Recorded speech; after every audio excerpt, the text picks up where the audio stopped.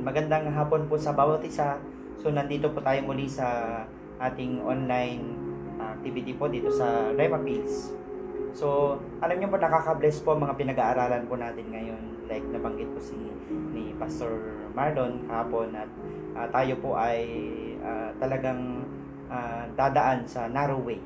So, ito po yung sa ating mga Kristiyano ay nakadesign tayo. Gusto ng Diyos na mapabuti po tayo sa mga pinag-aaralan po natin at nakaka-bless po sa mga pinag-aaralan po natin itong tinatawag po nating minicamp. Talagang makikita na po natin yung kakaibang mga ginagawa ng Diyos po sa atin. Kung nandun lang po yung patuloy po nating inaasam-asam ang bawat salita niya na makakatulong po sa ating pananampalataya. So muli po magandang hapon po sa bawat isa. Makipagbukasan po tayo dito sa 2 Timothy chapter 3 verse 10 to 12. Yan, basahin ko po dito, simulan ko po sa verse 10. Ngunit ikaw, Timoteo, alam mo lahat ang tinuturo mo, ang aking pamumuhay, layunin, pananampalataya, pagtsatsaga at pag-ibig at pagtitiis.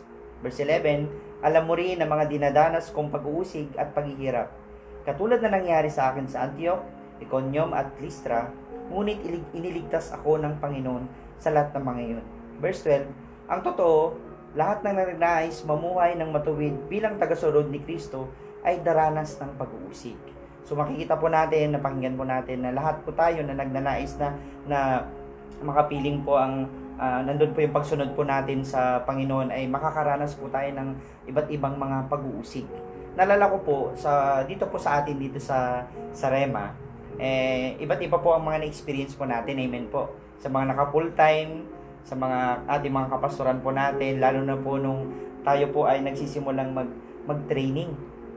Yan, ito po yung mga personal experience po natin, lalo na yung tinuturuan po natin o nag-aaral po tayo paano mag-share ng Word of God. Isa po dito ay nalala ko po na umabot pa po pumunta po kami ng barangay, sumama po ako doon kasi isa sa mga samahan po natin habang nag-share, nagmamagandang hapon po siya. Magandang hapon po, pwede po kaming mag-share, magpahayag ng salita ng Diyos. Alam niyo po, sa madaling salita, nagalit yung lalaki, ayaw niya makinig. Siguro mainit ang ulo, dumating yung time at sinuntok po yung kasamahan po nating worker. Ayan, buti na lang, hindi po gumanti. Amen po. So makikita po natin sa kabilang part, iba talaga yung kapag naglilingkod ka, nandun yung pagpipigil, kailangan nating pairalin kung paano ba yung naging attitude ni Jesus Christ. Sa po dito, alam nyo po yung time na na meron pong isa, naka-experience, mga kinikwento po sa atin, inahabol po ng 2x2. Yung iba, nakikita lang po siguro natin sa ibang part po ng ng away. Pero ito po, this time, sa pag-share po ng Word of God, makikita po natin po yung may mga hinahabol po ng mga manggagawa po natin. Ang ginawa po nila, siyempre, tumakbo po sila. Sino pang mong gustong mapalo habang nag-share ng Word of God. In order na maiwasan po yon, so gumawa na lang po sila ng paraan para maiwasan po ito. Yung iba naman po, ay inaambahan ng itak. So, tinatry po nila na i-reach out po yung mga taong ito, pero ang bungad po sa kanila ay talagang nilalabasan po sila ng itak or kutsilyo. Amen po. At alam nyo po, may mga time din po sa amin, na-experience ko din po, dahil alam po nila na sa atin po, maaring tayo po ay kilala po nilang Kristiyano, kilala po tayo na nag-share ng Word of God. Amen po. So dumating yung time, alam nyo, na-encounter ko po isa sa mga taong sabihin po natin, may siga. Alam nyo, dumating yung time, hinamon po ako. Kinakalampag po yung pintuan namin, sabi ko, lumabas ka dyan, kung talagang, ka, pero alam po nila na hindi po tayo lalaban. Amen po. So that time, ginagawa ko, walang ibang gawin kundi mag-pray. Amen po. So iba't iba po yung na-experience po natin. At kung matatandaan po natin, gagaya ng binasa po natin, si time ni Timothy at ni Pablo, aware si Timothy na sa pagdaraanan po niya. So bilang po tayo sa mga ginagawa po natin, sa paglilingkod, pag-share, sumasama po tayo sa mga activity, isa po dito dapat aware po tayo sa pwede po nating kahinatnan po natin. Amen po. So makakaranas po tayo ng pag-uusik. Pag minsan magpapaalam ka na mag-worker, magpapaalam ka na magsimba. So iba't iba yung mga na-experience po natin. Pero sa atin po, sabi nga po nila, kasama po ito sa pamumuhay po natin bilang isang Kristiyano. At maganda po rito, hanggang sa habang nagmi-ministry si Timothy, ay nai-ready po ni Pablo si Timothy sa part po na ito. Amen po. At alam niyo po, isa po ditong verse na babasahin po natin sa Philippians chapter 1 verse 9. Yan, sige po, buksan po natin. Yan, basahin ko po ulit po sa inyo. Dito po sa English. Sabi niya po rito, Philippians chapter 1 verse 29, for it has been granted to you not only to believe in Christ but also to suffer for Him. Yan, sa Tagalog po, sapagkat hindi lang ibinigay sa inyo ang pribilehiyong sumampalataya kay Kristo, kundi ang maghirap din para sa Kanya. Ibig sabihin po, binabanggit po dito, ano nyo mga kapatid sa mananampalataya, isa privilege po na makibahagi po tayo sa part po na nangyari po sa mga disipulo, na nangyari po kay Jesus Christ. Gusto po ng Diyos na maging parte po tayo. Amen po. So dito, ang goal po natin ay hindi lang po matapos po yung tinanggap po natin si Jesus, kundi magkaroon po tayo ng parte or suffering habang sinusundan po natin si Jesus Christ. Amen po.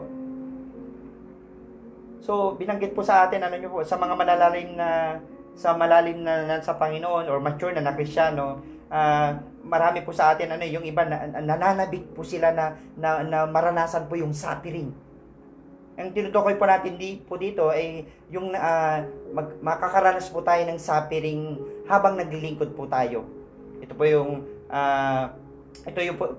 pwede po nating makuha sa paglilingkod. Amen po. Ito mga suffering po na ito. So, ulitin ko po, hindi lang po yung yung pananampalataya po natin eh. Kailangan, sabi ko nga, nandun po yung makibahagi po tayo. Makibahagi po tayo sa sabi nga po dito, isa privilege na makasama ka sa part ng suffering sa paglilingkod. Yung tayo ng mga disipulo ni Jesus Christ, lalo po si Jesus Christ sa pagpapahayag po ng salita po ng Panginoon. So, bilang po tayo, ninanais po ng Diyos na pakanasain po natin ito. Amen po. So, isa sa mga ugali nung time na yun, ng mga malalagong Kristiyano, gustong-gusto nilang, ewan ko ba kung anong meron po sa kanila, gustong-gusto nilang makibahagi sa suffering na nangyari po kay Jesus Christ. May mga tayong pag minsan nagpapaisip ka di ba? May mga pinapanood po tayo na patungkol related po sa mga pinag-aaralan po natin patungkol sa buhay Kristiyano. Pag minsan mapapaisip ka kung talagang hanggang saan are you willing to die with your faith? Hanggang saan ba mo ipaglalaban po yung pananampalataya po natin? Amen po. Hanggang saan ba yung natin kayang ipaglaban pagdating sa paglilingkod po natin, sa pagpapastor po natin, hanggang saan sa part po ng buhay po natin. Amen po. So, isa po dito, alam niyo po, nung mababasa po natin sa Book of Acts, chapter 5, yung time nung time na inuusig po yung mga disipulo, naalala ko po nung time po na ito, sabi nga po nito, binanggit po sa atin na, ano bang meron sa mga time nila Pablo, nila Pedro, na bakit, parang gustong-gusto pa nilang dumanas ng suffering. Samantalang pag minsan, kung isipin natin, ay teka lang, huwag kang tumuloy dyan. Baka mamaya, ano mangyari sa'yo dyan. Pero, pansinin po natin yung mga sinuunang lingkod ng Diyos, ang desire po nila, ang gusto po nila, nandun pa yung kaligayahan po nila na maranasan po yung suffering na dinanas po ni Jesus Christ. Yan, nabanggit po sa atin ng ating pastor nung Saturday, sabi niya, yung time nila Pablo, disipulo, na yung malalagong Kristiyano, sabi niya po doon, nung unang panahon, may something sa kanila na may desire sila na makihati sa suffering ni Jesus Christ.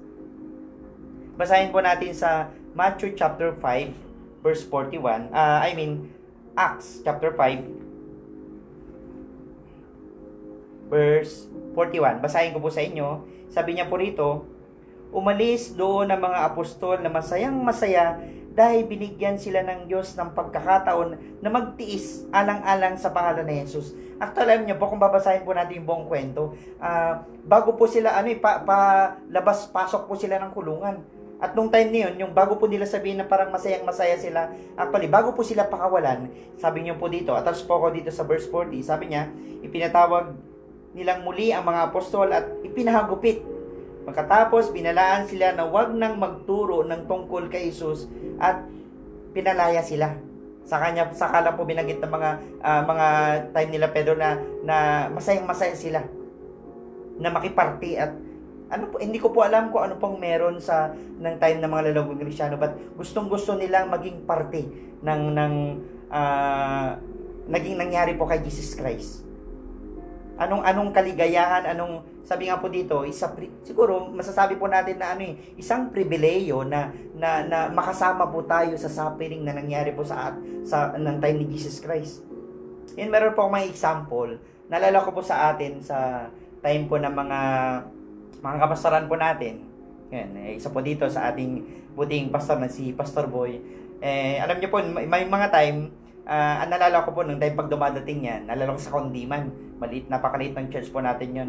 Yan, pagpasok niya paggaling siya sa kanilang bahay, pag nakarating siya ng church, ginagawa po namin kasamaan po mga worker, like nila Pastora Abby, mga ibang mga worker, pagbaba ng gamit niya, alam niyo po yung gamit niyang sombrero, nagbibiroan kami, paglapag at pag-alis siguro ng time nagsiyar lang saglit yung aming pastor, si Pastor Boy, nag-uunahan po kami na kunin yung sombrero at ako rin, ano yung tingnan. Nagtatawanan kami, paglabas niya sa CR, ang gagawin po namin, nakalapag ulit sa kinalalagyan niya. Amen po. Nandun yung excited ka. At ito pa po, dumating yung time na pag dumadating yung mga pastor po natin, talagang, lalo na sa mga senior pastor po natin, mga elders po natin, nandun yung kasabikan po ba natin na, Pastor, ako na lang po magbubuhat. Pastor, ako na lang po, samahan ko po kayo, Pastor. At parang sa akin po, sa personal na nangyari po sa akin, parang isa privilege pa na mapaglingkuran mo yung pastor mo. Na kapag inutusan ka, amen po. So, kagaya po siguro, hindi ko alam kung ano nasa isip ni Pedro po noon na ano yung kaligayahan na naramdaman niya nung time na nakita niya si Jesus Christ naglalakad sa ibabaw ng tubig, gusto ring maglakad. Amen po. Nandun po yung kasabikan ng mga sinuunang mga malalagong Kristiyano. At ito po, naalala ko po naalala ko po isang kapatid ko, nakarating po yata ng Israel. Alam niyo pong ginawa niya, talagang nagpaulit siyang nagpa-water baptize. Nagpalublob siya sa mismong, kung saan mismo nagpa-water baptize si Jesus Christ. At hindi lang po nakontento, nagbaon pa siya ng tubig. Amen po. Sa atin po, sino po ba yung gustong makasama sa mga pinagdaanan, yung nga lang makapunta ng Israel, talagang isa privilege na mabuntahan po natin yung mga pinagdaanan po ni Jesus Christ. Amen po. So, tuloy po natin. At isa pa buti ito, nung time ni Nero, magtataka po tayo, bakit nung time na ipapakain na po yung mga Kristiyano, nung time na susunugin na sila, nung time na makakaranas po na sila papatay na sila, makikita mo sa kanila na, hindi mo makita sa kanila yung talagang naapektuhan, bagkus nakangiti sila, at nagtataas ng kamay, at nagpupuri pa sa Panginoon. Ano po kaya yung nararamdaman po nila? Na, nakuha po natin na, isa po ba tayo sa gustong maging parte ng suffering po ni Jesus Christ? Amen po. So maaring masasabi po natin na masaya sila at pribileyo para sa kanila na, Lord, ito na yon, matatapos ko na yung maaring yung sinasabi ni Pablo na, Lord, ito na yon, matatapos ko na ang misyon ng aking takbuhin. At nalala ko po nung time alam niyo po yung kwento ni Pablo, nagtataka po, nakakapagtaka po, nung time na nakulong po siya, alam niyo po, ang dami niya pa pong na-contribute. Hanggang ngayon, binabasa po natin, mga sinulat niya po, na patungkol sa Bible, na patungkol po sa nangyari po nung time po nila. Amen po. Anong meron sa kanila at nakagawa po siya ng hanggang ngayon ay pinapakinabangan po natin. Amen po. So, isa po natin, alam niyo po, marami po tayong pwedeng mga pwedeng ikwento na may excite ka talaga. Lalo na sabi pa po kanina sa mga pastor po natin. Amen po. So, alam niyo po sa paglilingkod po talaga natin, dumarating talaga yung time na mamimili ka. Mag-iisip po tayo kung ano ba yung katatayuan po natin bilang isang Kristiyano.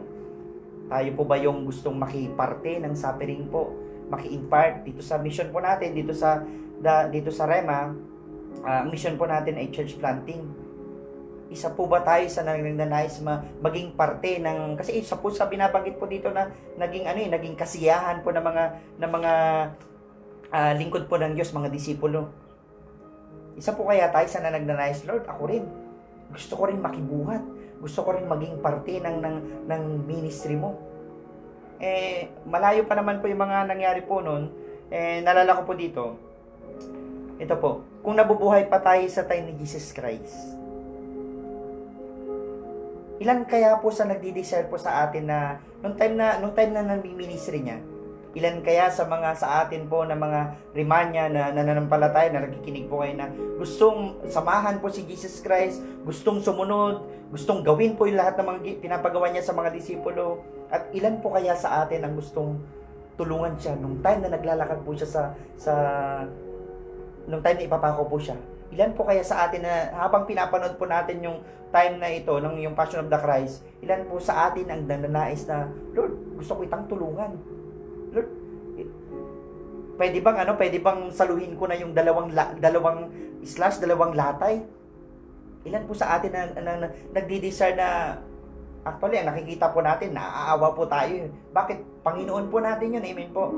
So, makikita po natin ano po yung meron sa mga disipulong ito na gusto ng Diyos na ma-impart po din sa atin sa paglilingkod po natin. At dumating yung time, magkaroon ng mga suffering, habang hindi pa naman po rapture, gusto ng Diyos naka-ready po tayo.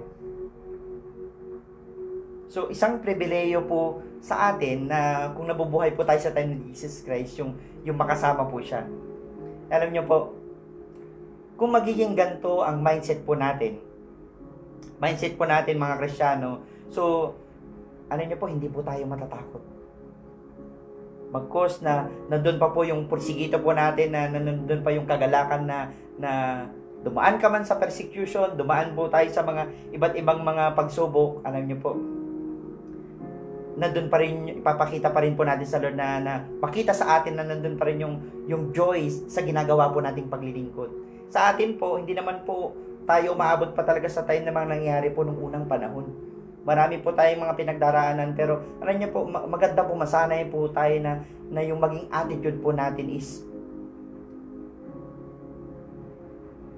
iniisip-isip po natin na makibahagi, maging part, is a privilege na mangyari po sa atin. Pero po isa po dito sa Colossians chapter 1 verse 24, sabi niya po, dagdag ko po na verse, sabi niya, masaya ako na naranasan kong paghihirap para sa inyo, dahil sa mga paghihirap ko sa katawan ay napupunan ko ang kulang sa mga paghihirap ni Kristo para sa iglesia na kanyang katawan. So imagine po natin, na very proud pa time nila Pablo na maging parte. Sa atin po, ini-encourage po tayo ng Diyos na maging part po nito sa ginagawa po natin. Meron po isang verse last verse na babasahin po dito sa Mateo chapter 10 verse 39. Sabi niya po rito, ang taong naghahangad maligtas ng kanyang buhay ay mawawala nito. Ngunit, ang taong nagnanais mag-alay ng kanyang buhay, alang-alang sa akin ay magkakaroon ng buhay na walang hanggan. Alam niyo po, ang pinag-uusapan na po dito yung buhay. Ang buhay po natin. And mga kapatid, ito po isa sa mga mensahe na gustong iparating sa atin po ng Panginoon ngayon. Kung makikita po natin, alam niyo po, habang pinapanood po natin, yung time na pinapanood po natin yung Passion of the Christ, marami naglalaro sa isip natin na what if sa atin po kaya, isang challenge po sa atin, kung may babalik po natin yung sinaunang panahon at makikita po natin si Jesus Christ habang pinaparusahan, ilan po kaya sa atin ang nagnanasa na gustong makiparte na, Panginoon, akin na lang yung aakuhin ko na lang yung 5 latay. Pwede bang ako na lang yung bumuhat ng cross para hindi ka mapahirapan? Sa atin po, gusto ng Diyos na maging part po tayo. At dumating yung time, hindi ko po sinasabing may mangyayari po sa atin, pero kasama po ito sa paglilingkod po natin. Dumating yung time, gusto ng Diyos, naka-ready po tayo. At sa part po na ito, sa bawat isa sa atin na yung maging attitude pa natin na kagaya na naging attitude pa ng mga disipulo na maging pribileyo po sa atin na maging parte po sa atin. So ito lang po yung mensahe na gusto ko pong iparating sa inyo, na nais pong iparating sa atin ng Panginoon. Maging parte po tayo. Maging bukang bibig po natin na sa lahat ng pinagdadaanin, Panginoon Lord, isa privilege na maglingkod ako sa iyo. Sa pribileyo na makaranas kami ng naranasan mo, naranasan ng mga disipulo. Amen po. So, minsan pa po tayo po ay yumuko at manalangin. Panginoon, nagpapasalamat kami, O God, sa patuloy na pagkilos mo. Salamat, Panginoon, dahil tinuturuan mo kami ng kung ano yung mga dapat po namin gawin. Lord, yung maging attitude namin, Panginoon, na God, na maging masaya kami sa parte ng suffering, mga pain na mga pinagdaraanan mo, Panginoon. At ano man namang magdaanan namin ngayon sa paglilingkod, sa buhay Kristiyano, sa mga naka-full time, sa mga kasamaan po namin mga pastor, Lord, isang prayer namin, Panginoon, na God, sa privilege, Panginoon, na makasama kami sa mga suffering na pinagdaanan mo, Panginoon. Kagaya ng mga pinagdaanan nila Pablo, mga disipulo mo, Panginoon. Lord, salamat, O God. Salamat dahil nire-ready mo kami sa parting ito. Salamat, O God, ina-appreciate ka namin, Panginoon. Tulungan mo kami, Panginoon, pagtibayan ang aming pananampalataya na dumating yung time na kami ay sasaktan na dumating yung time na buhay na namin ang kapalit sa ginagawa naming paglilingkod. Lord, na magawa po namin yung part sa time na nandun kami, na maitaas pa rin namin ang aming mga kamay at mapasalamatan ka pa rin namin, Panginoon. At masasabi namin, Panginoon God, na napakasarap maglingkod. Salamat, Panginoon. Salamat sa patuloy na pagkilos mo sa buhay namin. Na-appreciate ka namin. Salamat sa pag-ibig mo, O God. Sa pangalan ni Jesus. Amen. So, muli po, magandang hapon po sa bawat isa. Magpatuloy po tayo sa paglilingkod at maging ugali po natin na Lord, isa privilege na makasama ako sa suffering na pinagdaanan mo. Muli po, magandang hapon po.